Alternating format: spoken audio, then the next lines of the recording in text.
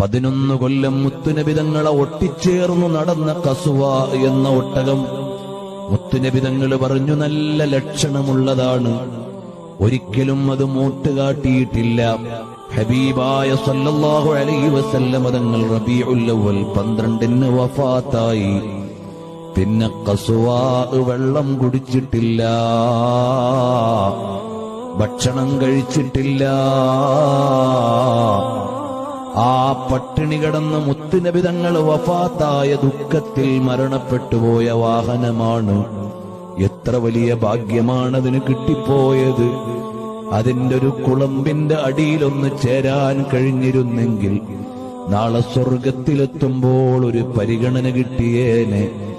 ഹബീബായ തങ്ങളെ ഇഷ്ടം വെച്ച് സ്വർഗത്തിലെത്തുന്ന ഉഹദ് പർവ്വതമുണ്ട്.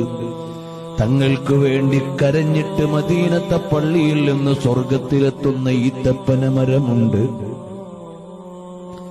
തങ്ങൾക്ക് വേണ്ടി സങ്കടപ്പെട്ട് തങ്ങളോടൊപ്പം ചേർന്ന് നിന്ന് ഈ വസ്തുവകകളെല്ലാം അവിടെ എത്തുമ്പോൾ മുത്തുനബി സല്ലല്ലാഹു അലൈഹി വസല്ലം തങ്ങളുടെ ഖബറു ശരീഫിന്റെയും മിമ്പറിന്റെയും ഇടയിലുള്ള ഭാഗം നാളെ സ്വർഗത്തിലേക്ക് ചേരുന്ന ഭാഗമാണ്.